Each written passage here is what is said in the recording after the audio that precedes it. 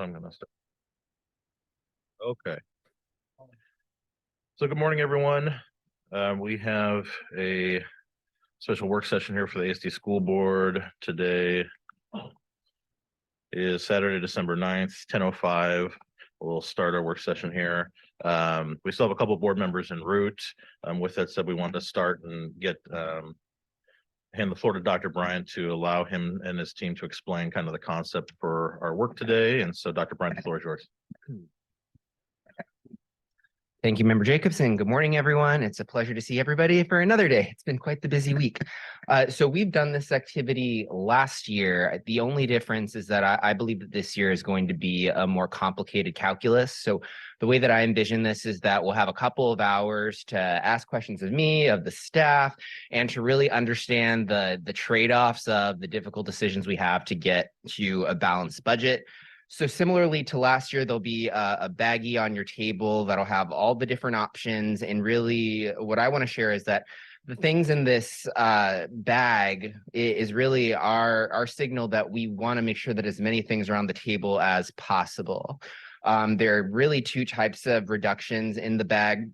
Similarly, last year, we have a number of one-time options to make. So for example, the conversation around fund balance, that's a very viable option to addressing a part of the deficit, but that will be a one-time fix. And then also in the bag would be a number of structural changes. So for example, a pupil to teacher ratio adjustment or an adjustment to a program would be a structural cut in perpetuity or until we make a decision. So those are two very different types of decisions that are important as well, because if we don't make enough structural changes, we'll be in the same situation again going into next year, barring some sort of change in revenue from the state or other type of change. So with all of that, before I hand it off to Andy to go into the details and nuts and bolts, I do want to share that it will be difficult for us to get to zero. It's not the administration's expectation that we get to zero today. It's really to explore and to go through this thought process. It's really a conceptual exercise of how do we get towards a balanced budget. With that said, though, what we learned last year was that certain decision points were very beneficial in supporting the change management for staff in the district. The two, in my viewpoint, that are very helpful, or actually three things are very helpful from our viewpoint to decide sooner rather than later. The first one would be a decision on fund balance. We would love to understand the board's perspective as to what is our comfort level when it comes to the spend down of fund balance. Two of the cards in the bag will be a spend down to 5% fund balance versus 8% fund balance. And that money could be used towards the revenue. That's number one. We'd love to get your perspective on that today. Not a final decision, but your perspective and what your comfort level is. Number two, I would say the pupil to teacher ratio is something that we'd like to get your perspective on. And some individuals may be opposed to any adjustment. Some may be open to it. I will say last year we did make some sort of informal decision this time last year during this activity. And that was very helpful because it allowed us to start making those HR changes to support staff in that transition. So that early decision that we finalized in December as a board was very helpful, I would say, for teachers to manage a difficult situation to where we're not doing things closer to the middle of the year spring logistics. And if I could ask Marty to come up and talk a little bit more about why a PTR decision earlier rather than later would be beneficial. Anywhere there's a mic.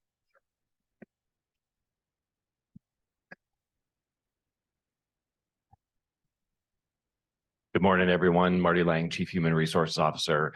As you're probably aware, one of the things that parallels the budget timeline is our staffing timeline once we roll over into January.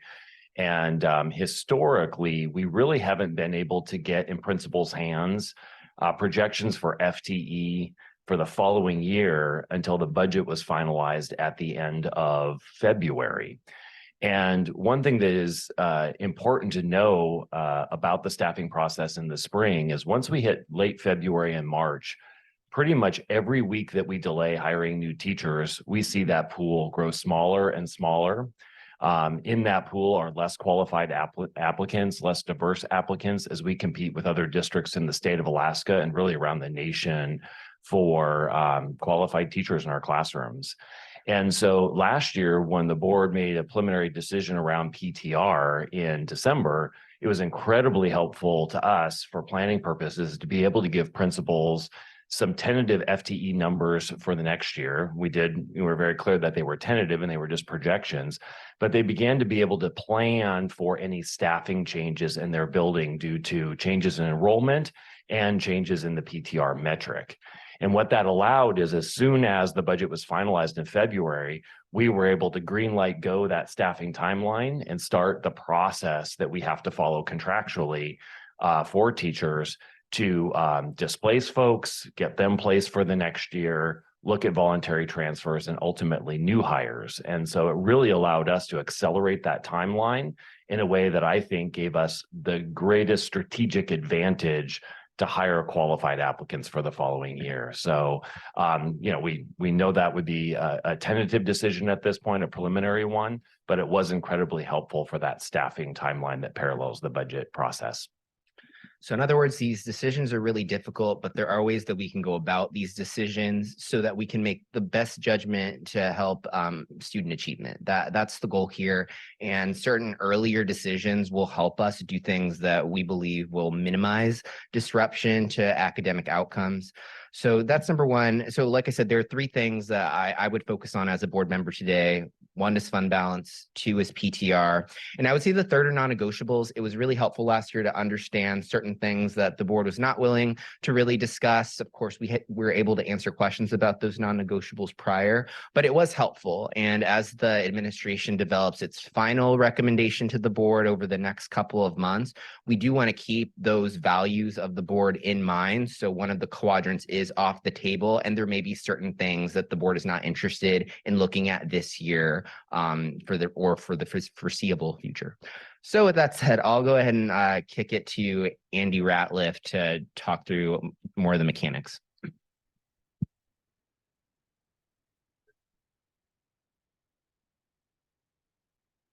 Yeah, it's on. Right. So the exercise is similar to last year. We have a selection of cards on your table that have some amounts on them. I'm going to come by and hand out a packet to each of you. And for those of you online, I emailed out to the school board to say here, the packet out there, but there'll be a 3-page document that kind of describes what it goes into or kind of really high level, what goes into some of the changes that are on those cards. And then as far as just a little bit of historical information on FTE and staffing within department level positions. So this is not schools, but it is all the departments in ASD. Like it'll have finance on there, payroll, whatever those departments are. There's 2 documents with that. One is like a summary document. Is a 1-page thing that shows how many FTE are in each department for the last 11 or 12 years. And then the second one behind that is a detailed of what types of positions are in there. I would note that as you're looking through there, you're going to have a lot of departments that have been combined or split out over the years. So you'll see some go to 0 and some new ones come on. But if you have any questions on that, we're here to answer those questions. And we do have a selection of budget books that's being passed around if you want to look through those, or if you have other questions just about costs. I've got my laptop up, can help you with that. Katie Parrott's over here, she can help you with that as well. So that's really, I think you guys have gone through this before. And if you have any questions, let us know. All right, thank you, Dr. Bryant, team. Now that we are all gathered here in the boardroom, I just want to conduct a brief roll call. Here in the boardroom, we have board members Wilson, Lessons, Higgins, Holloman, Jacobs, and online we have member Bellamy. To confirm, member Donnelly isn't online? Okay, perfect. All right, if that roll call changes up, we'll update that later. Other than that, we can get started on our exercise. Is that correct, Dr. Bryant? Okay, thank you, folks. If you have questions, please approach administration. And if anyone wants to communicate with member Bellamy, please know you'll have to have the mic on because she's online on Zoom. Member Lessons, do you have a question? Are we going to circle, or after we're done, are we going to circle up and kind of recap, or you have questions now? Oh, sure, yeah. Member Lessons, if you'd like to have the floor, go ahead.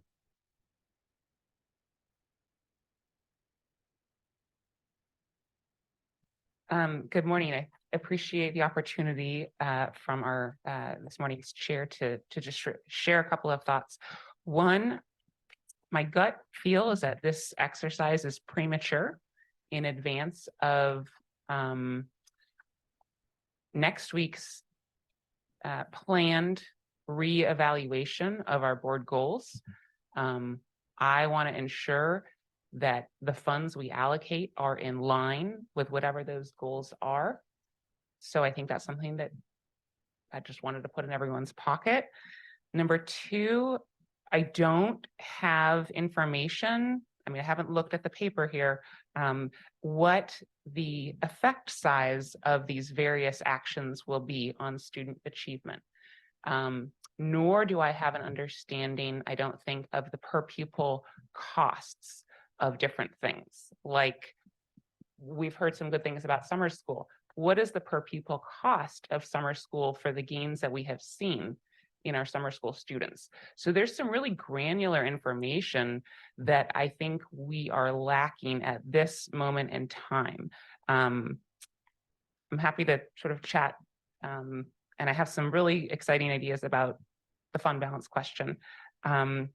And I guess the final point I wanted to make is that I would like our staff, whatever we do with staffing ratios, I want them to be as aligned with evidence as possible, and to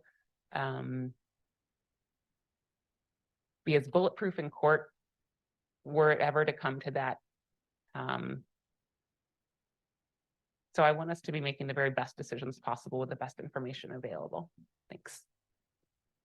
Thank you, Member Lessons. Any other questions before we get started then? Or comments? Okay. Member Higgins, did you have a comment? No. Can you make sure your mic's on, please, sir?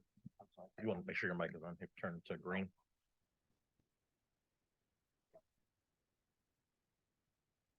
Okay, is that better? Yes, sir.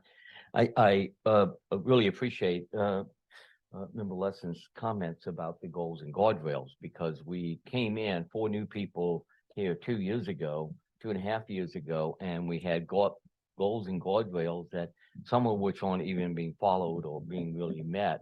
And somehow or another that makes a difference. I don't know if it really makes that much of a difference from a budget standpoint right now, because within it, because I'm not sure how they all connect. And that's probably my biggest problem. What we don't see here is academic outcomes when we do this. How is it going to impact that? I'm not opposed to cutting more and adding in areas that's going to help kids. I like the idea of having that discussion on an academic standpoint, the impact. I also think there's an issue here with PTR. We have an impossible time filling jobs that we've got right now. So we've got a number of, we've got a PTR goal that we can't meet. We have such inadequate funding to be able to be competitive enough for the country as a whole running issues. We got, so many less people available for the positions that some of these cuts are going to be relatively easy for the purposes of budget only. But I'm concerned of that. I just don't know all the academic impacts or options we have that could add to it while we cut even more if it's going to help kids. And I just don't see the kids listed. It's just dollars and cents. And that's a concern to me, that discussion. Thank you.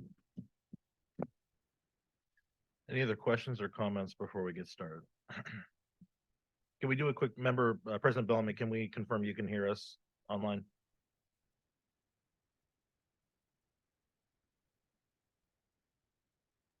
Yes, I can hear you. Great, thank you very much. Thank you. All right, we'll get started then. Thank you, everyone.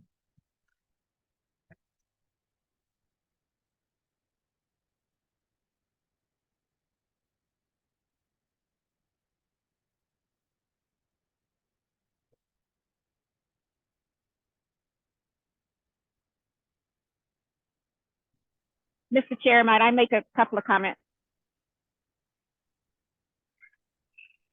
President Bellamy, go ahead. Sure. I want to thank Member Lessons and Member Higgins for their comments. I don't know that today is the day that we want to, we have a work session. We've had several work sessions on our goals and our guardrails. And I'm not comfortable with making changes to the goals and the guardrails today. We have a meeting to do that on the 14th. From my perspective, what's before us is,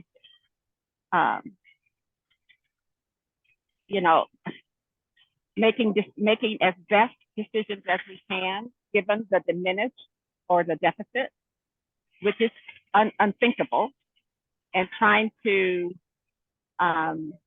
get ourselves to a balanced budget, given the hand we're dealt. And so today is not to make final decisions. Today is for us to gather as much information as we feel we need as individual board members, and to kind of see where we are in terms of the landscape that is before us. We can adjust anything we want to adjust, whether it's the recommended budget, whether it's goals and guardrails. Today is not that day, at least not for me. I want to be focused on the decisions that we need to make as best we can, given what we have, which includes additional information. So, and that is what today is about: information, asking us all the questions that you think we need, and then going from there. So I want to thank the administration for giving us this time to consider what they believe is the best information possible. And I thank you guys for asking for more, because we do need more. Thank you. All right, thank you, President Bellamy. We'll go ahead and get started.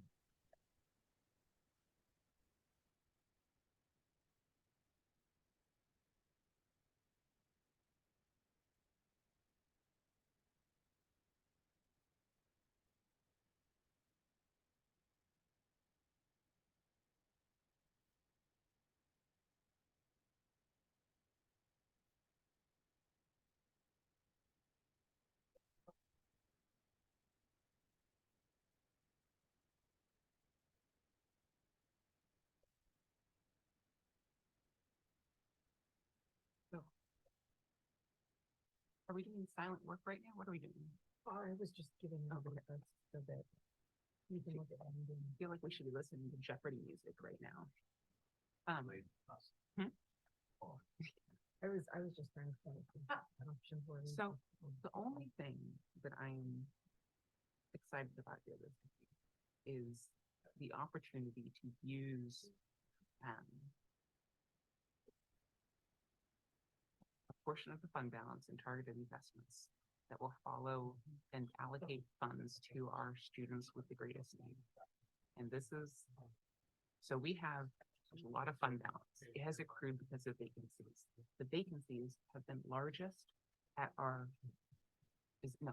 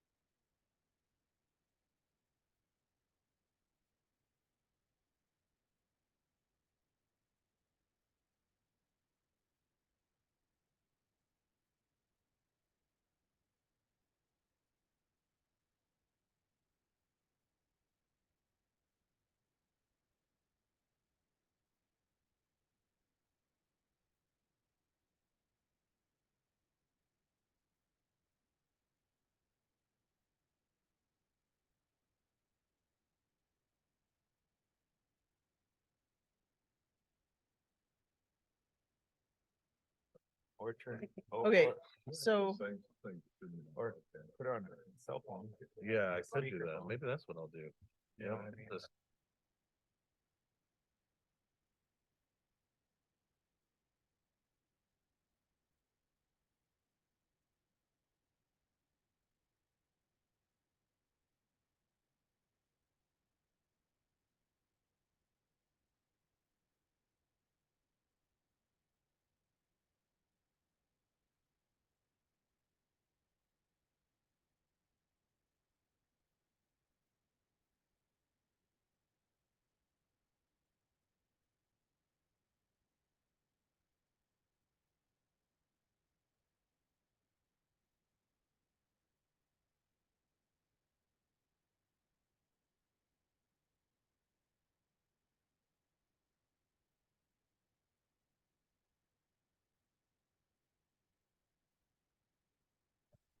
When we had a job, you know, we had a lot of extra people. Hey, Margot.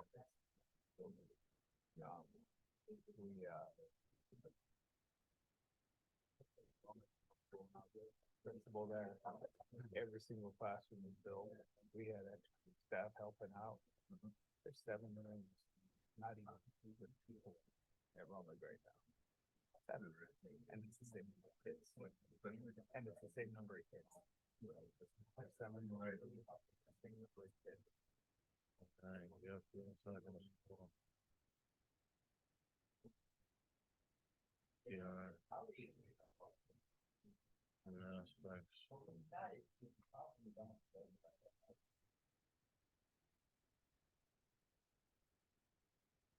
Is why I don't.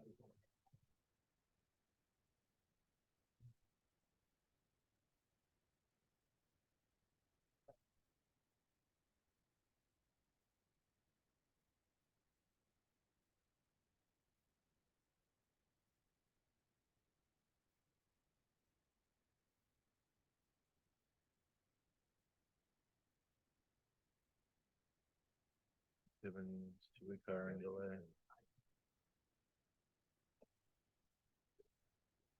2-week hiring, is that in the papers?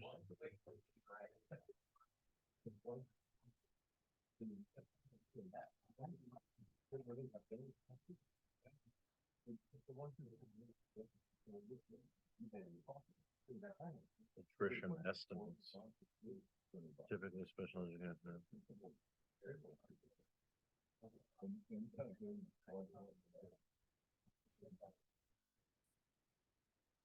Yeah, he's on, right? Yep.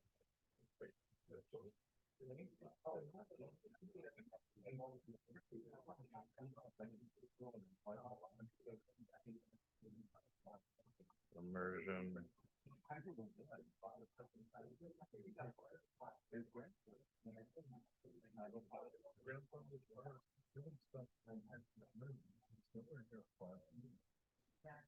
General fund. Activities, transportation.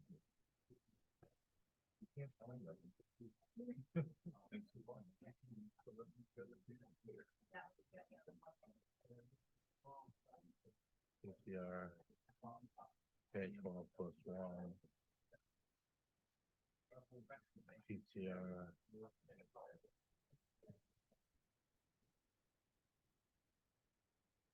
K-12 plus 3.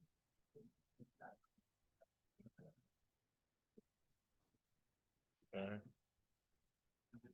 Any other thoughts, Mr. Holloman?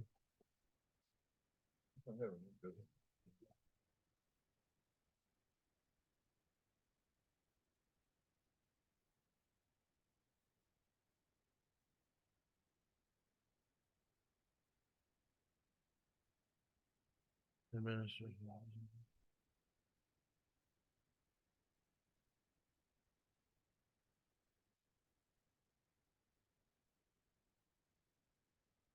Working activity, what else do I got?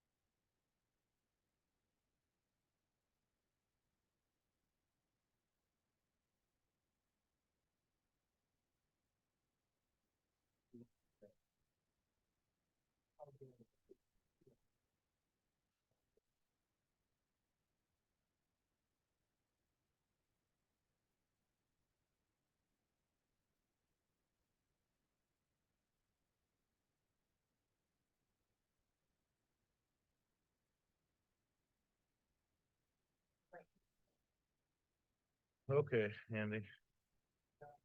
What do we have? I'm gonna pass you a stack of potential solutions. Slide these across the table. Okay, and I'm not saying I'm advocating for any of these. These are the most reasonable things that.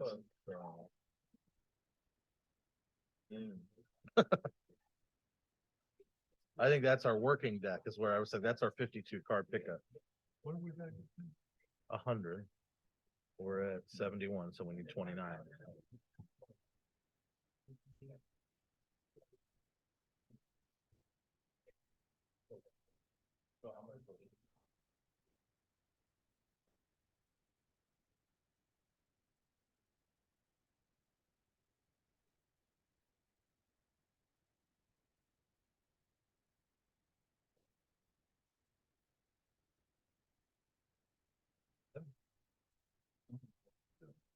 Okay.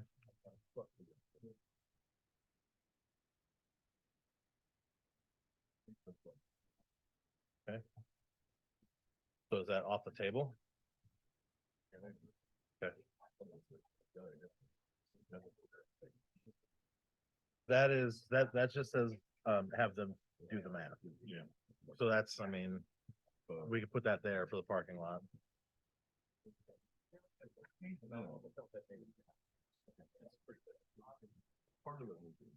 Sure, yeah. Make hate and off the table piles. I don't think there's a like pile in there.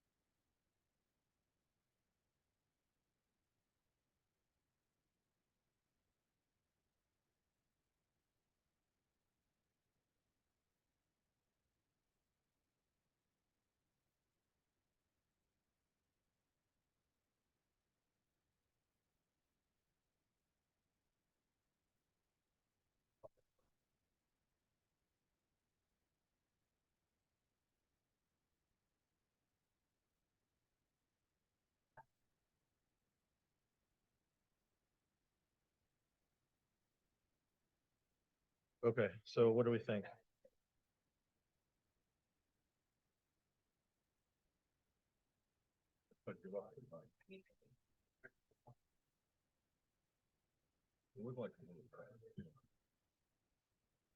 Okay.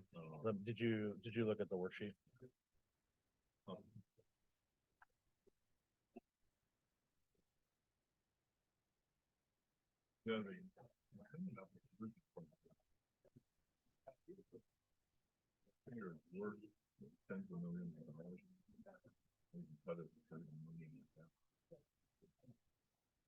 General fund travel represents all travel for all school departments.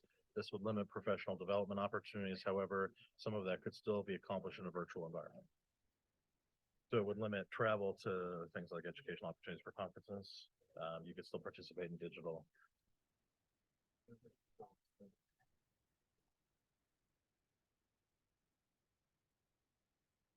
I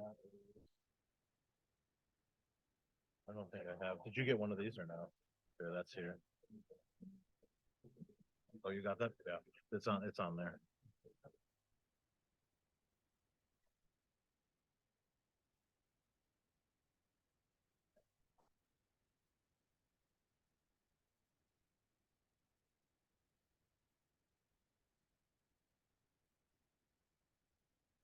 So you feel K-12, PTR1 was on the table?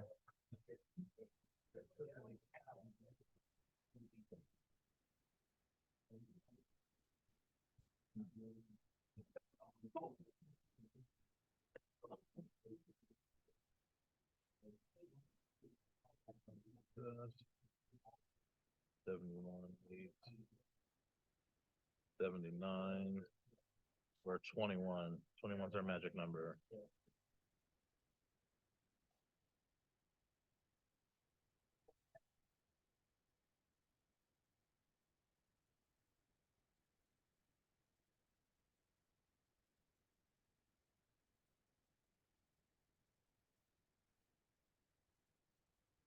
Good there.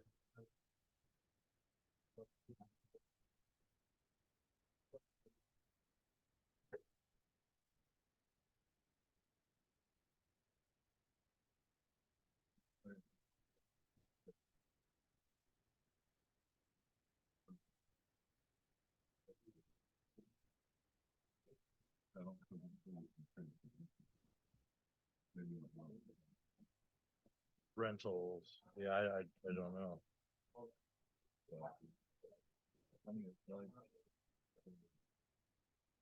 And then these, were these off table?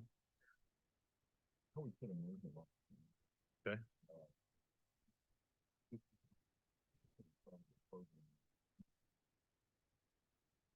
Right. What about, the hiring delay?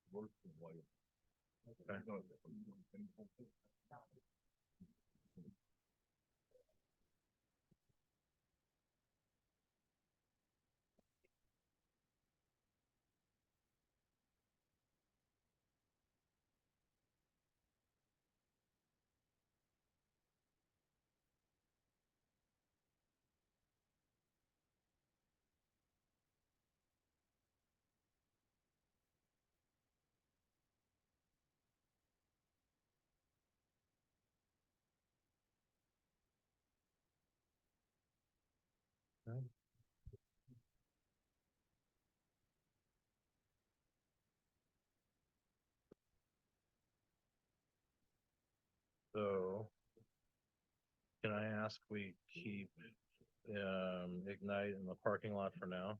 And before we commit to going. Okay. So what did we decide here? Are these hard nose?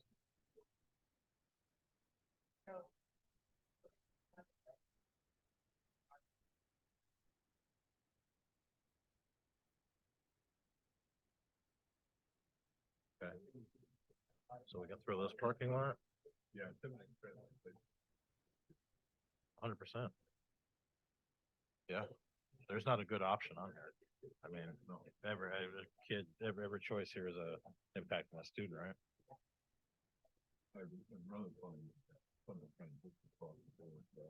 Sure.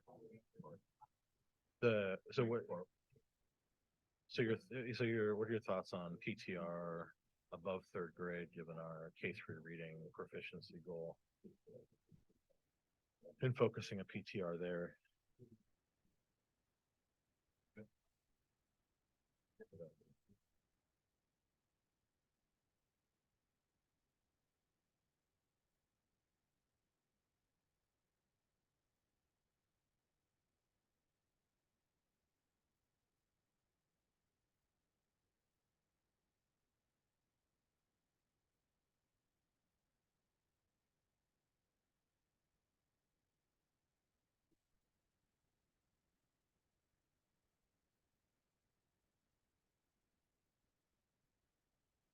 I'll ask if the dome, I can find out the dome affects transportation costs. But we do, okay. What does that get us? We've already done four, yeah. 21, 13, that gets us to 8 or so. 7 or so, between 7 and 8. Is there a magic number then? Yeah, so we're about 8 away.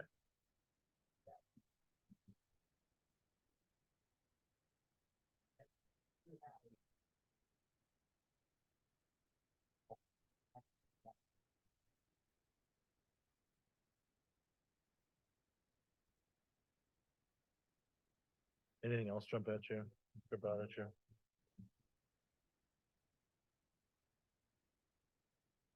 I'll go through my next.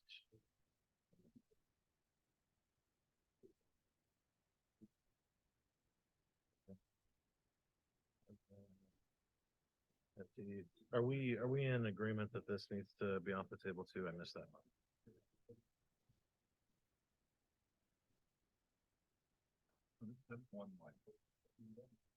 Right.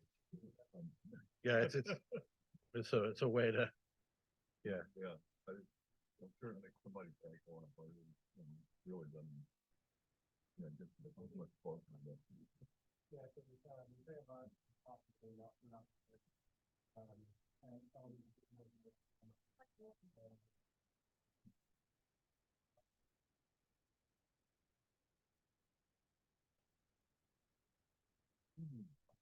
All right.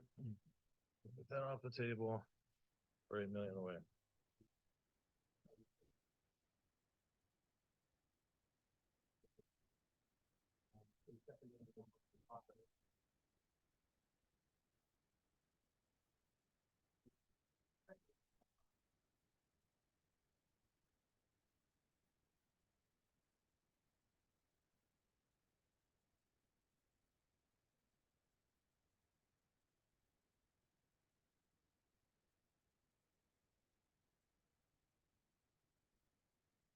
That's.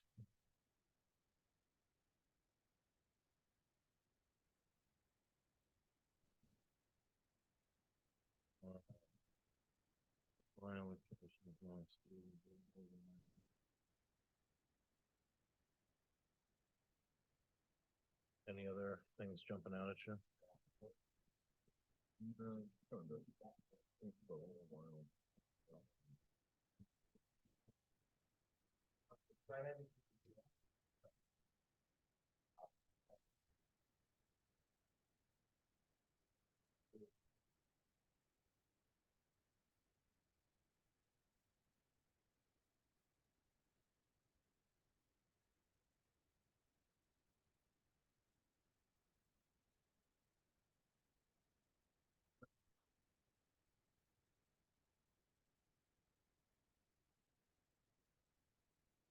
Yeah, that's true. That's fair. That's true. Let me, the word that actually goes over here. Sorry, the piece of paper was hidden from me, so I was thinking from a 3-quadrant. Let me cover that there. Do you have this sticker? Can you find this one?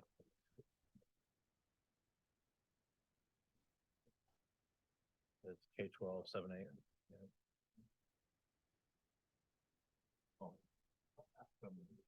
7.8 million is what that is. Yeah. Okay. If you want to throw that down there, yeah, cool.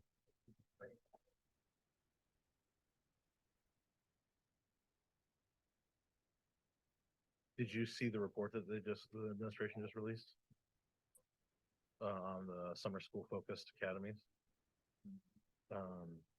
So Dr. Bryant, is there someone who can, a subject matter expert who can talk to Andy about the summer school data that we just got sent in board docs? Yeah.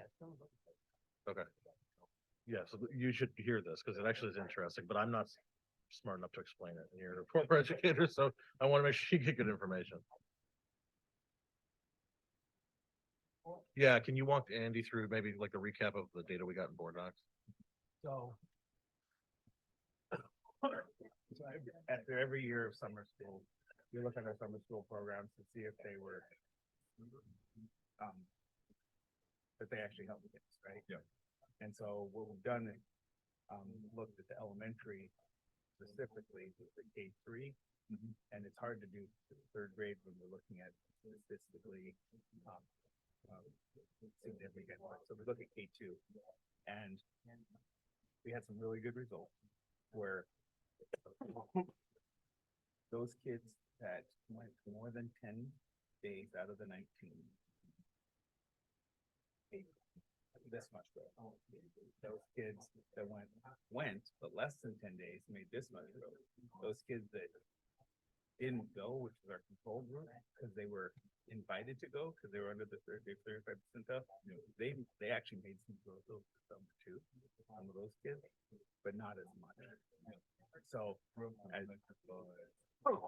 in this case, the M class, the spring to fall.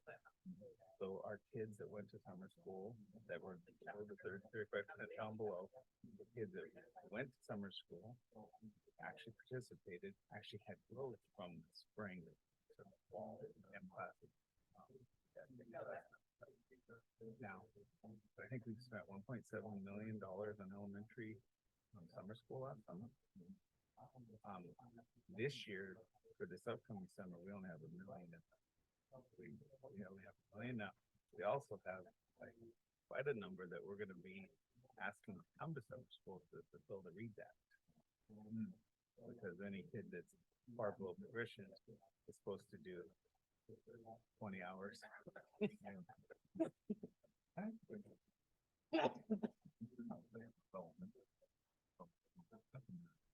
So secondary, the high school summer school is all about credit recovery. Yeah. And this is our graduation rate right there, right? Yeah, that helps with graduation rate. We have a number of kids that graduated. They still get to be called the May graduation. They graduated in June. The one that we're looking at really lowering because we haven't gotten good results out of it is the middle school summer school. But what we're looking at teaming up with the National Summer School Institute. We've had amazing results with algebra readiness and getting kids that aren't necessarily going straight into algebra, get them some pre-work done. So that's what we're looking at for the next year. But the elementary stuff, we can't really, we have to do it because of the read that. We'd like to continue what we were doing last year so that we could separate from home.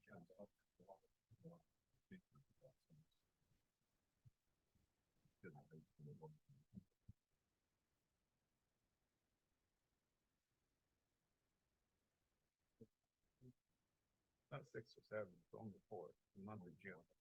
And you have some kids like that. We have, I don't know if you guys know about it, ESY that we do at high school. We have ESY, extended school year. So any of those kids that are like at the 50th percentile in a class or above that would get an F, we supply them with extra time at the end of the first semester. So going in January, they can stay after school. They actually take those courses. We have a science teacher, math, and very close to it. They take their actual, they still have their Q, and they do the work to get them up to a D or C, so that they don't have that F on their transcript. But they get extra work with the teacher after school. They do that a month, like the first 2 weeks in January, and we do that the first 2 weeks of after school get out also in May, so that we have that. Plus we have summer school. So yeah, but that's all about, one of the things that I'm anxious about with the Academy of Anchorage is if we do it right and we just change the schedule, the ball schedule, if we get it through AEA to do an 8-period day where we do four every other day, that would give kids more options to keep their grades up, and it gives us more options to have them repeat a class if they need to. So that, quite frankly, by year 5, we could probably close Saber Bay because we don't have as many kids needing to do those those types of programs. Right now, they take 6 classes. Yeah, a semester, right? Or they'd be taking 8 a semester. Oh, okay. So they have room. They have an extra credit every year, every semester. So that gives them an extra. It allows you to have more options. Because right now, kids still freshman English their first semester, they're not on track to graduate. Yeah. You know, but if we could put them right back into that class the next semester, because we have it in the schedule, and then we get it. Then we don't have to. And then their credit, and then they have all the credit. The data seems to be pretty clear from what we were sent in board docs that summer school is a huge win for struggling students as long as we can get them there. Yep. Is that like a, That's why I had to break it up into, if you're there one day, 9 days, and then 10 days to 19 days, right? Right. Because the difference, well, even if you just say they went one day, there's still a significant difference. sure. But that 10 to 19 is the power. Yeah. But I feel, I mean, if we're talking about equity, we're talking about providing the same level of opportunity and access for all students. I don't know how we can get rid of it. So the other thing we're doing this year is we also have an ELL summer school. We have an summer school. I've had this cough for a month and a half. We're actually adding more academic components to those all-day programs for this upcoming summer. That's the anybody who we have in those positions with Helena and Bobby Lafferty and Lita and Title I is they're all working together because they all, Helena and Lita have had major good results in their schools before. And now they're taking those programs, we're adding in the pieces that are going to help those kids that are in those programs also. And right now, like the Indian Ed summer school have all been pretty much cultural based, but if we can add some academics into that also, the stuff that we know that's working, the science and reading based, but they're working on that now. Did I answer your question on summer school? Well, I mean, that's hard. It definitely helps them. And you always have to find a way to escape from things.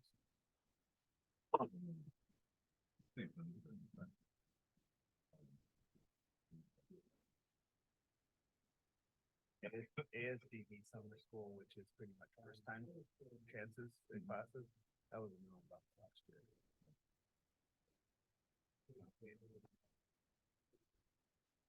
Like I said, we can. I think we are open and good programs. All people coming. It's hard to get people to commit to July. Yeah. This last year, we were really pushing. Yeah, we'd have to bring it up. We'd have to have a few things. Before we can start getting that set up for us. The beat. After we wore out first year, bring in a second string teacher was in bread.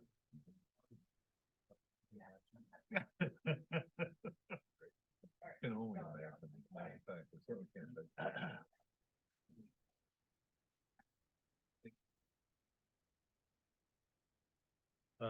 So that's my next stack of what does Andy think? What proposals did you guys come up with over there? Did you? Is it still over there? Let's go see.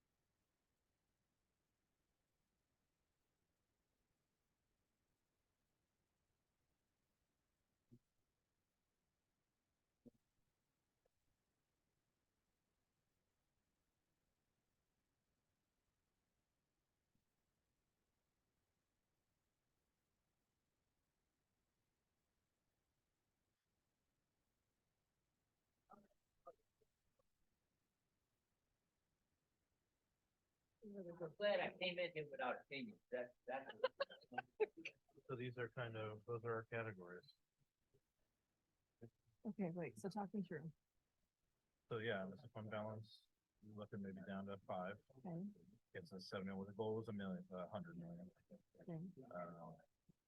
We've got off the table, nursing, security. So- and feel very strongly about immersion programs, counselors, librarians, for keeping those staff. So here's what I just learned. Yeah. That we have one FTE, one librarian FTE per every elementary, Yeah. one FTE per every middle school, and one FTE per every high school. Right. Yeah, so it's one, if we make cuts to librarians, we're losing the librarian in the building. No, if we, it was the nursing. I hadn't even got to librarians yet. Oh, if you're talking about nursing. I'm sorry, what did I say, Yeah, librarians? I think you said librarian. Oh, So I'm, nursing. it's the nurses. I apologize. The Yeah. nurses, we have one FTE per school regardless of the number of students in that school. So East High has one FTE for a nurse, Right. No, and so does Inlet View. I would argue that, do we want to consider deployment strategies? I think that's a reasonable question, but nurses are also, remember, trained in mental health strategies. No, I And given completely our agree with all of lack that. of lack of resources, Well, do we want to cut the that? states declined thus far to engage in school-based Medicaid programs. Nurses are kind of filling a gap in that regard, I know. And so, I mean, questioning the deployment strategies, I think is a fair one. I don't know that I want to remove that from the equation is kind of where I'm at. Okay. But that was the thought process there. And then those are some of the challenges. I was talking with Corey and Misty and Barb. So wait, the dome is in two places, so help me. I'm sorry, hang on. Where did it get? Let's take that off there. Okay. Andy's thinking is that's a great reduction expense for me with more of the parking lot, which is why I went to two places. Oh, I got you. Okay. Yeah. Andy and I both agree kind of, if we want to do a K-12 +1, anything more than that, I'm nervous. 3 through or 4 through 12. I'm sorry, K-3. Anything more than that makes me pretty nervous, given the READS Act implementation, given our primary goal is reading proficiency. Right. I could even, go, I think there's a valuable discussion we've had there. PTR focus it on 12, or do we do a 1 to pull across the board, and then do we do a bit more 4 through 12? And so those are kind of the conversations. I think this gets us 8 million as it stands here. It's about 8 million short. Can I ask Carl about summer school, the choice there to cut the credit recovery one versus the virtual? Yeah, so that's Andy, take it away. That's wasn't my preference, but Mr. Holloman can talk about it. I have some. I think it's good. I mean, the fact they're in some school, rather than goodness, I mean, they all have that. It's just. Can I give you my personal experience though with that particular one? Sure. That credit recovery is the only thing that keeps some of my kids halfway on track. Yeah. I get that. So I could see there would be a lot of kids falling through the cracks because when they're there freshman year in the summer, then it catches them up enough so that they feel like they can still have a shot. But you lose them really early if you don't even give them that opportunity. That's just my personal. I think we graduated 38 kids at some college that would And have that- otherwise not. There's an interesting discussion, and almost very that kids about even if this is pain, but they're better. Yeah. But yeah, and that's the thing. I think the fair number of classes.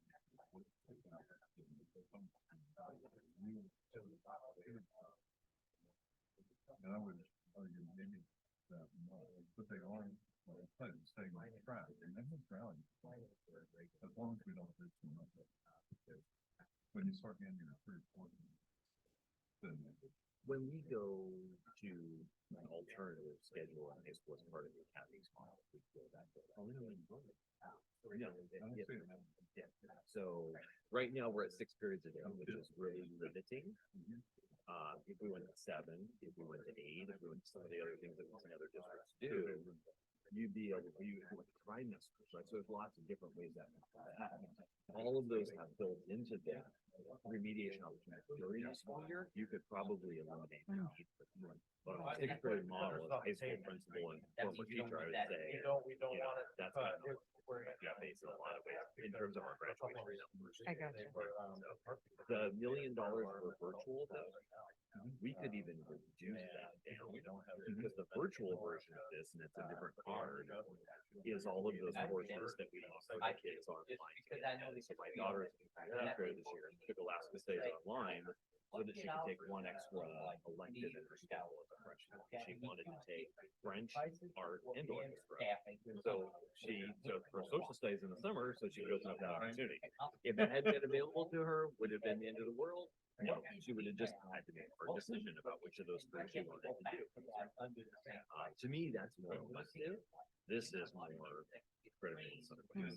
it's more like it's so much more practical. I mean, It's kind of like this. These two are foster middle school, they first time or talk. It's like, well, something incredible. Right. It's like what we're about. Right, right. But we also want healthy kids who Yeah. have that sort of Yeah. like, you know, academic and health balance in their life, so they're not. Not the same kids.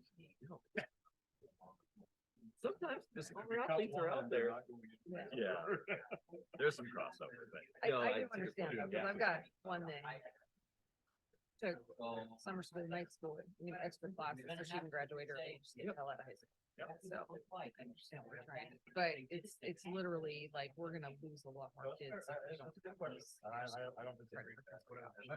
Or something built into the school year that allows for that kind of compensation.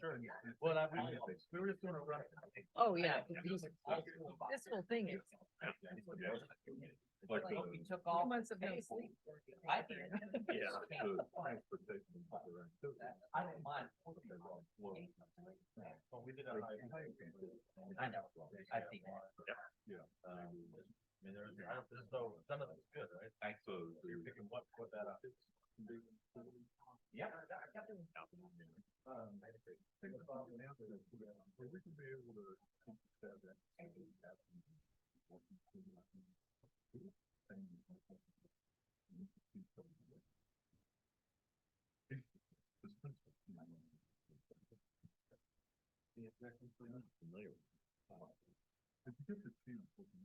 Okay. Is there any?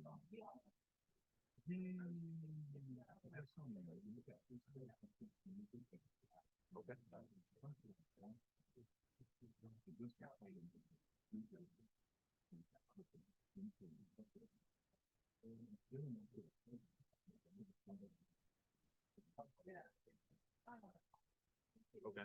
And then apparently they tell me that. But, yeah, he's got one.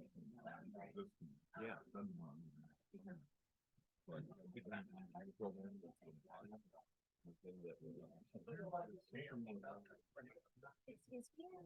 Sorry, I never heard you say your new recap.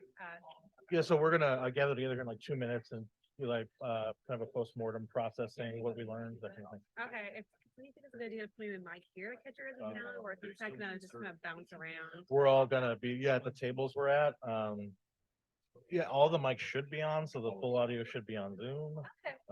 Yeah, that's a good question. If you'd like, I don't even know if you'd like, we could all sit up at the dais, so it'd be easier to get the audio. I mean, you guys do what's best. I'll hop around. Okay, sorry about that. We're not making it easy to Worry about it. appreciate it. Yeah, I wanted to add a thought, and I can provide testimony to this if I think it's valuable. Yeah. One of the reasons why I don't want to make one dime program. I'd rather have a program that's mediocre at this point. The reason why is because they can be back up. It's really hard to, More resources. it's really hard But to. once you cut it. Okay. It's No, and that's 100%. Yeah, no, and that's a thought process as to, what is the likelihood that the PSA gets increased, right? And so we've bet on that year after year, and we're now on like year 7, 8, and we seem to have reached consensus because the bill got to the finish line in House rules and just didn't get across the finish line, and this seems to be the year. No, I agree with that. I agree with that school of thought. And I think that that's reflecting kind of where Andy and I live, for the most part anyway, but yeah, I think that's reasonable. I think, I think what we, honestly, what. Are you guys putting something forward in the next board meeting? Is that? The 19th, I think, is when we're gonna have to look at making some decisions. My 2 cents, this is, where we need to. Leave consensus. Yeah, right, reach consensus, right? This is where we should be focusing our messaging. This shouldn't be off the table, right? And so, but this needs to constantly throughout this process. Sure, let's talk about this, but oh, by the way, there's this, right? Like, Okay. these two need to be intermingled to the point where they are not separate processes, in my opinion. No, we can't control this, but this also shouldn't be, if we're gonna do this, it's because of Is this. this an action item or?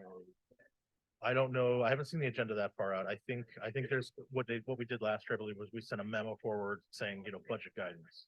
And I think we're probably gonna do something similar this year, but I'll let you know as soon as I know. What we're doing today, No. Today we're actually about to start a recap. the 19th. Yeah, the 19th, I think is kind of a decision point, sounds like, but that's usually a presidential deal, so I don't know much more than that. Okay, so. Does this work inside the room too? All right, yeah, they do work inside the room. Hey, folks, we're gonna gather together here as we end our time. So board members, if you could take your seats, please. That includes you, Mr. Higgins. I appreciate it. Oh. Yes, sir. Hi, good to see you, sir. For the record, while board members are taking their seats again, I want to note that member Donnelly joined us at about 11:30. Good to see you, sir. All right, so now that we've got most of our board members here, I feel like we're missing their member lessons. Very good. Okay, so I wanted to take an opportunity before we leave today to discuss next steps in the process and then takeaways from board members. So Dr. Brian, could you speak to kind of what happens next, and then we can close out with insights? Sure. So one, we would love to hear the board's reflections and perspectives, even if that perspective is, I need more information to make a decision, or I need XYZ data point to participate in this type of thought exercise further. That's totally fine, but I will say that we are running against the clock. So we're trying to backwards plan between passing a balanced budget between now and sometime in mid-February to transmit to the assembly and go through those legal processes. The most immediate next step would be, I would anticipate our work session before our next board meeting will be another opportunity for us to talk about the budget. And then based on what the board shares this morning, if there does seem to be consensus over particular decisions, we'd love to formally capture that guidance so we can begin planning. And again, if there's no guidance or decision, that's fine. But now that we've had some time to think through which terrible decision we'll make to get to a balanced budget, we would want to know, including non-negotiables. All right, appreciate that, Dr. Bryant. So we'll start with member Higgins, member Wilson, and member Lessons. You three were sitting together, although engaged in a different myriad of conversation. Do we have takeaways from your group as to where we landed on? I think the three asking points from administration, if possible, were consensus on the fund balance, consensus on PTR, and then the third was other programs. Non-negotiables, apologize. So any consensus there among you three? Or thoughts, takeaways also works great. I will start off by saying that we really had two meetings here going on at the same time, and one was processing more than anything else. But I came up with, on my list, there were several things that came out. I came out with just a category one. These are going to have to be on the table. We got to cut funding. What can we do within it? What's interesting about that, I think, just to share with everybody, I look back at the history of involvement with the schools. My wife was on school board in the 90s, so I know what the crisis was and what they did, and I sort of knew what the budgets looked like in the 70s and some of the issues. And if you go back and look at the budgets for what it was like in 2000 and saw how much staffing we had in different categories, it would be interesting, because we're going back to that time frame and funding. If we don't get additional money from the state, what we managed to live with then compared to what we have today is more luxury compared to then, because it's appropriate, but we got to look at every possibility of cuts.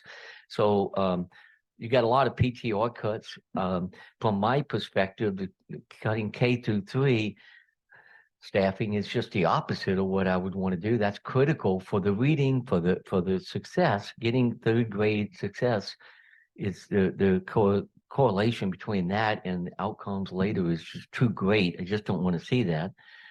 I didn't throw sports in there. Everybody thinks you throw sports in there, makes everybody all upset in the public. But I'm looking at it for the kids that are connected to staying in school and how it does connect to it and what they do. So I didn't want to see that in that category. In the category, that's category 2. And category 3, which is getting away, you don't really want to see this on the table. Virtual summer school, anything at all that's impacting graduation rates and academic outcomes. I just want that pushed back as far as possible. Student replacement devices, these are kids that may not be able to afford things, so all the issues that are associated. metrics-based counselors. We've got a big problem in that area, mental health issues and all. I just don't want to see that. And immersion programs, I don't know if we cut back how we're going to be, how that's going to impact long-term. But in the categories where I put down, I don't want to see in there, I don't want to see middle school model. We're moving sixth graders into middle school. The social emotional learning aspects of it is great. We're going to create bigger problems for that. The academic, according to studies on the East Coast with some of the top schools, raise concerns about sixth graders in the middle school. If we don't provide that support with the middle school model, I think we have move forward with an approach that's going to have a big problem. Ignite program, once again, we've got obligations for all kids in that category. When it comes to fund balance, going down to 5% to me is just would be irresponsible at this point, because we're assuming this budget that we don't get any more money this year. And if we get no more money this year, we've made ourselves so vulnerable the year after, it's unreal. So we may get to change all this if the legislature and the governor doesn't block some funding enough to do it, and we'll have to evaluate it then. But going down below that just doesn't cut it. And then secondary summer school, that's going to have a direct impact on graduation rates. These kids' success for high school graduation is so critical. Can't even get in the military without the diploma. We'll be really hurting kids bad if we do anything that negatively impacts academics or graduation rates. And so I put that in the I don't want to see it on the table type category, because I just don't want to hurt kids, and I'll do everything else I can but that.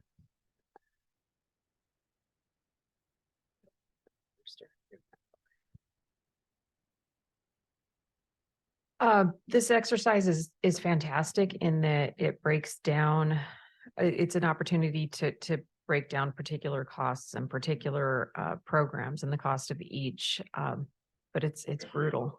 This exercise is brutal because every one of those stickers represents how we affect our kids and our staff in some form or fashion.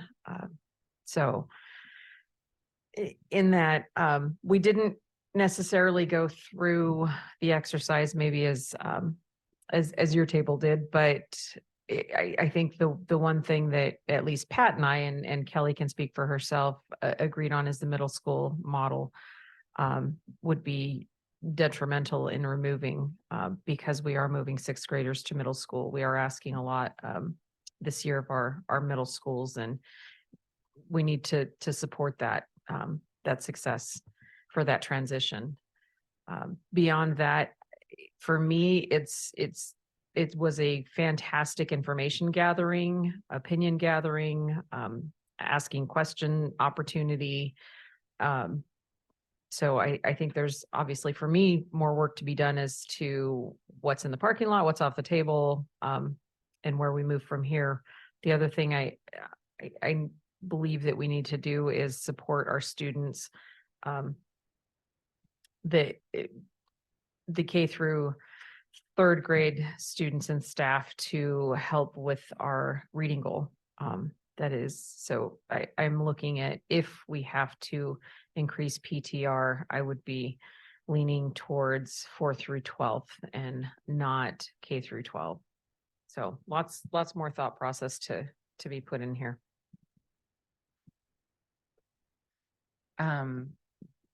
Thank you for each sharing your thoughts. The one thing I came to today excited about, enthusiastic for, if you can say that, is to consider an opportunity for strategic investment in our students who stand to, who've shown that they need to gain to grow the most. And so informally, because this is in a very informal meeting, what I would ask board members to consider after we figure out how to best recap the savings, how to best deal with the first, $53 million of the budget that we need to close, is spend down the fund balance by 2% more. So spend down fund balance from 8% to 6%. And I believe that we get $6 million per percent. So let's take $12 million, and I'd like to allocate in the ballpark of $1,200 per student to support K-5 literacy and 6 through 8 numeracy. This would be allocated in my mind towards the students who are showing the lowest levels of proficiency and thus need to grow the most. And I'm really speaking out of my understanding of current and prior bodies of research that show that when you send money directly towards instruction, you get a pretty high return on investment. So in 2015, the legislature commissioned a study that found that increases in instructional expenditures in Alaska were not only associated with positive changes in district proficiency levels, but had the power to cancel out negative effects of demographic characteristics. And the negative effects of demographic characteristics are presented every time we do our data monitoring. Students who come from low-income families, students who deal with high rates of mobility, students who come into our district speaking one or more languages that maybe are not English. We can use a little bit of money to send, to allow our principals to invest at a site-based level strategically in our literacy goals for our youngest students and our goals to see our middle school students grow. In equipping our students, better equipping our students with literacy and numeracy, we're going to set them up for a greater likelihood of success for the college career life ready goal. So this is also coming out of my reading of a recent working paper that was in the news this week, a study coming out of California. I mentioned it at our finance committee meeting, which used a settlement when the state of California agreed that it was providing inadequate access to literacy for its lowest performing schools.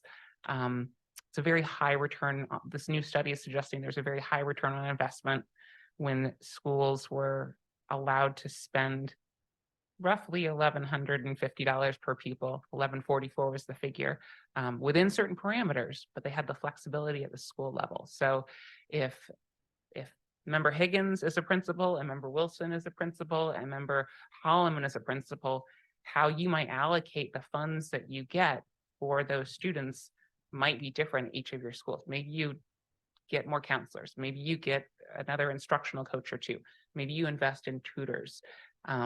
You're going to know your students best. One of the benefits of our time, our investment in professional learning communities is that hopefully our principals are getting a really granular understanding of the data at their schools. But if we say, we're going to use part of our fund balance, which by the way has accrued, I think at unequal rates from schools with higher rates of turnover, which tend to be higher needs schools, we're going to be putting the money back into those schools, into those students. So that's the concept that I have of really targeted investment because we can't afford to increase class sizes. We don't have the money. That's not us. The legislature has not adjusted the foundation formula, the base student allocation, the district cost factor, these different elements in ways that have meaningfully improved the Anchorage School District's capacity to invest in its students in a very long time. But we are going to, through that proposal, through spending fund balance percent, 2% down, from 6% to 8%, taking that $12 million and investing it strategically in roughly 10,000 kids in our elementary and middle schools who need and could benefit from the most growth. So I'm just sort of speaking, I'd be happy to pencil this out some more, but that's the idea that I have that I would like you all to consider. And I don't know how to close the rest of the gap. I need more information on the effect of different pupil-teacher ratio cuts. But I personally agree with other members that there is great value in the middle school model. I think there is great value in some of the other programs. And I'll leave it there. Thank you, Member Lessons. Member Donnelly, I know you just joined us, but we'll go to you. Any takeaways or thoughts you'd like to share as we close out today? Just make sure your mic has a red dot on it. I'm sorry, a green dot on it.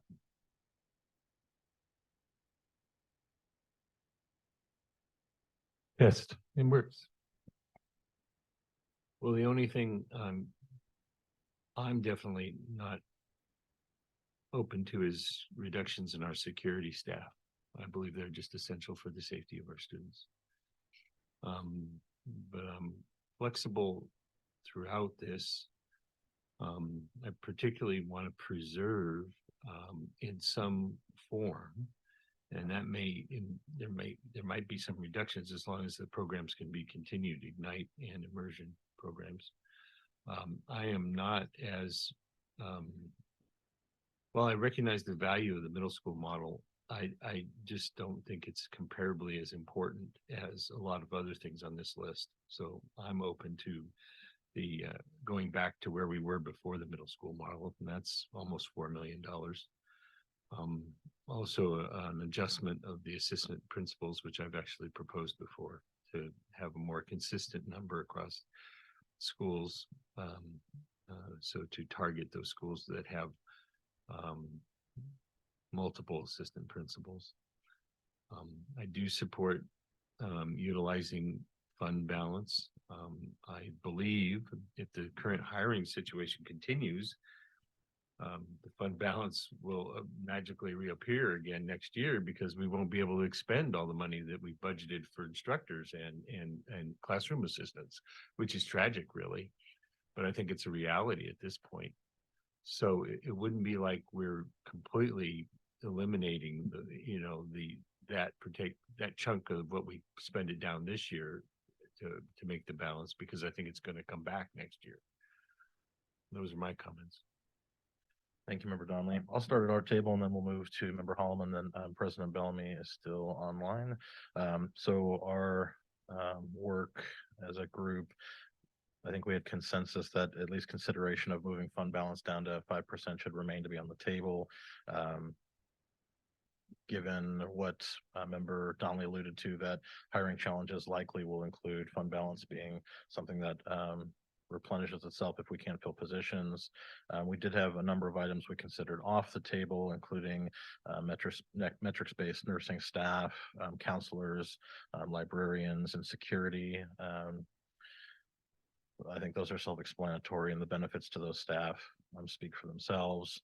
And then I think we shared what Member Lessons spoke to a bit, which is how we close our budget deficit using a slider of investing in K-3 staff to ensure that our reading proficiency goal, and frankly now Reads Act compliance, is a possibility.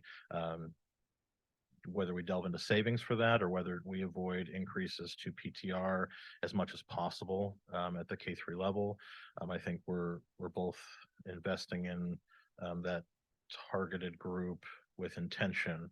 And so how we do that, I think, is definitely worthy of additional discussion. I think it's a great idea. It may be that we have to utilize a hybrid PTR increase with across the board increase, and then maybe an additional 4 through 12 might be a model to get to our evening our budget deficit. The other thing that we added on our board, which was my insistence, is and something we haven't explicitly discussed yet. The legislature has options to mitigate this deficit. A veto override, once they gavel in January, instantly gets us another 25 million, which is double the investment that would allow us to kind of address Member Lessons' idea to increase reading proficiency. If we simply had a inflation adjusted base student allocation, and if that had been done in 2017, we actually wouldn't be here today. We would be home with our families, and our amazing educators could be home getting some rest that joined us here today, and shout out to them for being here. So I think that we need to keep that point salient and present in our conversation, is that this isn't a solution we can solve here at this table long term. We are purely grappling with a 1-year solution, and the real solutions need to come from Juneau, and that's where we need that leadership. So those are my thoughts. Member Holloman, any additional thoughts before we go to President Bellamy?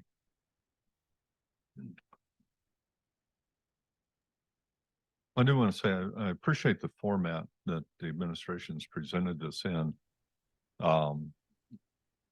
It's getting closer and closer to being like a decade. On in. I don't know where that came from. It was what? No. Backing up, it's getting closer and closer to being like a deck of playing cards. And in a way, that's almost what we're doing. In a system that has been held flat for so long, I think a lot of us are recognizing that the programs that don't really do that much good, or the things that are just really nice to have, are gone. If you know what each one of these stickers does, it's very meaningful to some group of kids. And in some cases, it's a small group. In some cases, it's a very large across the board group. In some cases, it's kids that really need a lot of extra help. But everything has a target to it that does a lot of good in a large, diverse school district where we're trying to bring everybody along. And I listened to Member Lesson's idea about focusing on literacy and numeracy in the particular age groups. And I think it has huge value. At the same time, I worry that we're bleeding dry a system that a literate, capable student would look at and not really want to attend. I mean, we're not far away from having to cut all activities. We're not far away from having to look at whether we can afford, say, our immersion programs, which have an incredible value to them, for not all that much money. And it's to me, it's a case where we have something that's incredibly valuable for a small price, and we may have to give that up, which means we're going to have to give up a lot of other things, to the point where it's getting closer and closer to a bare bones system that families with resources and families with very capable kids aren't going to want to send their kids, because it doesn't have the depth that they want. So I do feel like, as a board, we need to begin thinking about how we get this message out to the public year round, not just wait for this moment to happen, but people need to know what kind of a district we may be looking at in a couple of years if things don't change somewhat significantly. I think we owe that to the public, because we are sitting here, we have a closer view of the numbers, have a closer understanding of what can and can't be done away with. And we need to get that message out all through the school year without terrorizing our parents or our children, which is kind of a tough balance to maintain. But we're headed towards a time where we're simply classes in rooms without all the things that I think lots of people in this town appreciate about the school district. Lots of people grew up and went to school here when there were more electives and there were more activities. And if you had a good idea that did something for kids, someone found a way to fund it and make it part of the system. But for well over a decade, we've just been paring it down and doing it a little more on the cheap. And we're about to see really significant changes. Middle school is kind of a tough one. A lot of kids are going to do well in junior high model. A lot of kids have done well in junior high model. And yet there's a certain percentage of kids that get lost in the junior high model. And it's too big, it's too complex. They get overwhelmed. And yeah, it's not that the middle school model is wonderful for every single kid, And I think so many of these programs are like that. You can look at athletics, and for well-adjusted kids with resources, athletics are great and they're a lot of fun. For some kids, they're a lifeline. And when the funding goes away, it goes away for all of them. Thank the administration for a very depressing and disheartening Saturday morning. But it's not your fault. I do appreciate that the information has been presented pretty clearly. I do think as a board, we need to put it in our job description that we need to be able to talk to the public in a way that they understand more how close to the edge we are and what kind of cuts we're looking at and what the next board's going to be looking at and what the board after that is going to be looking at.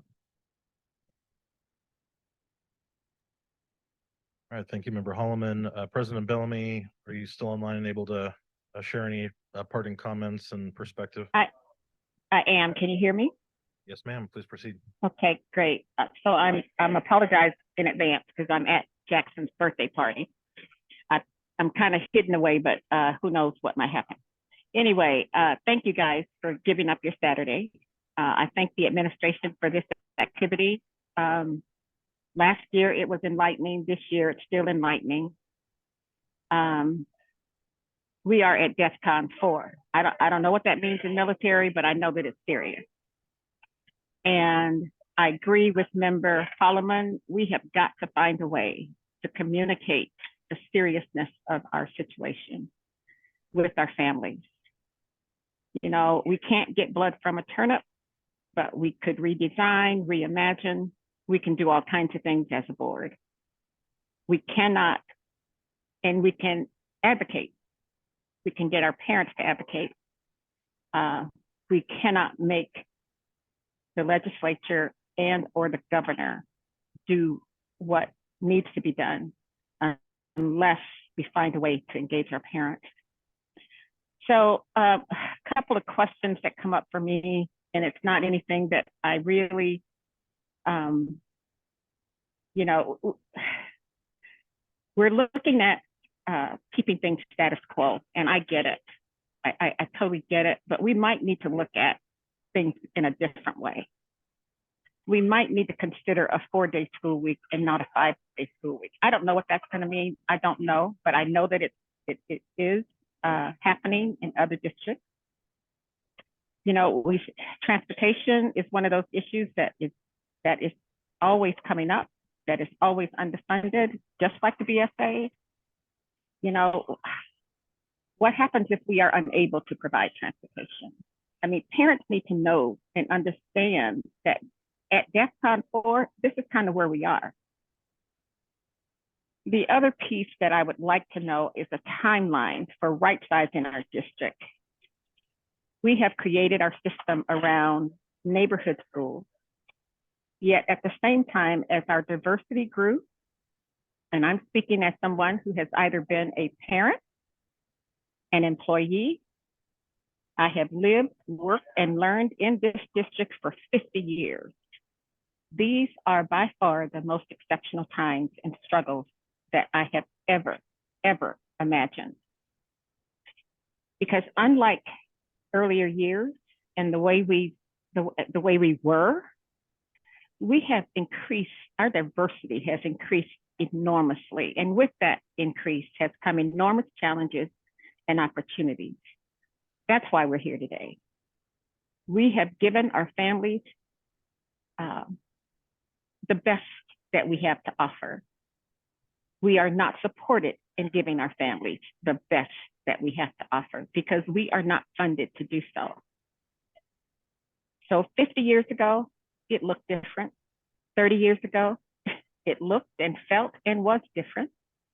20 years ago, it looked, felt, and absolutely was different.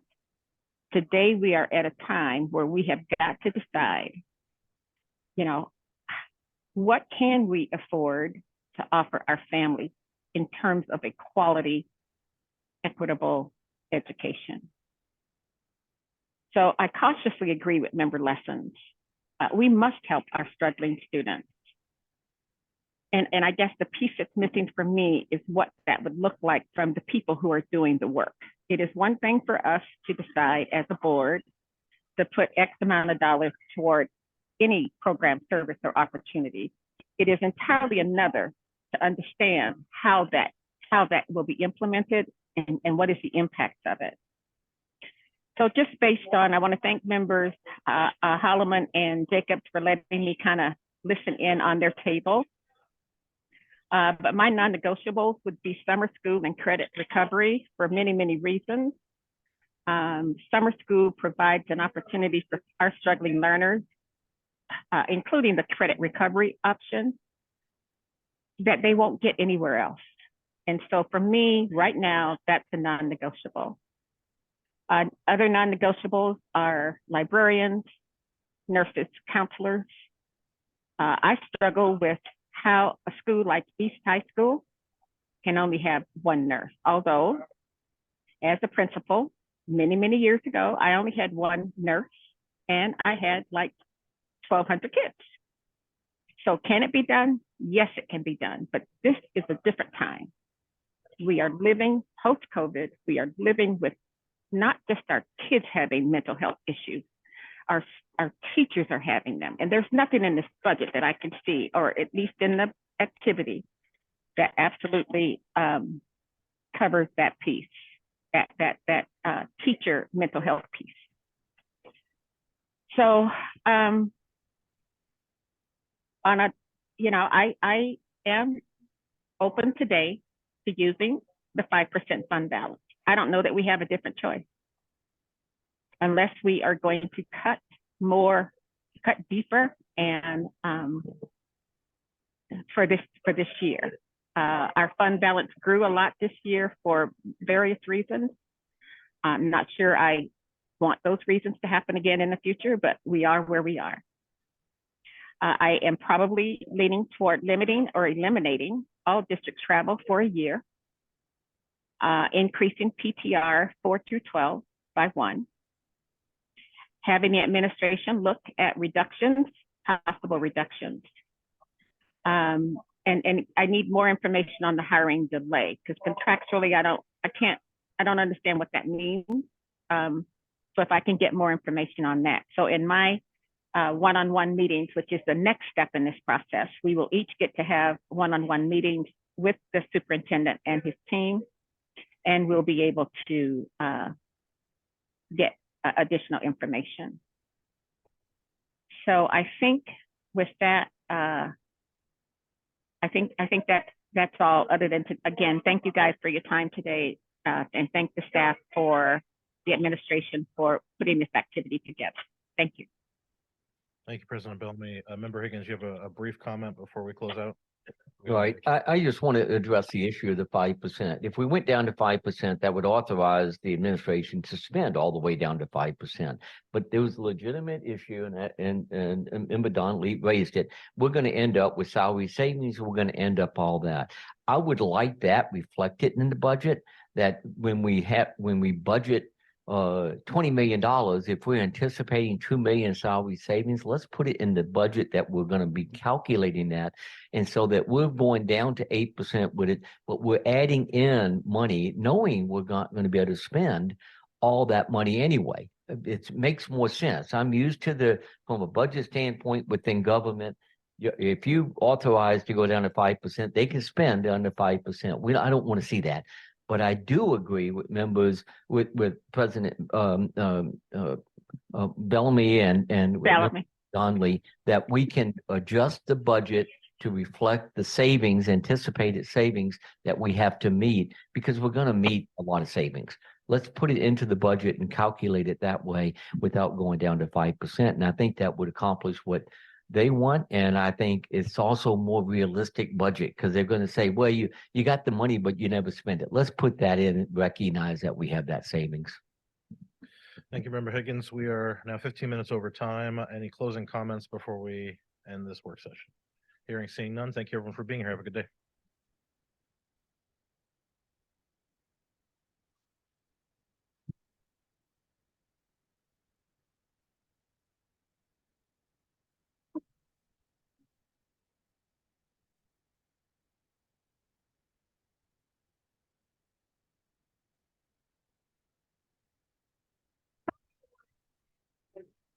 Oh, okay.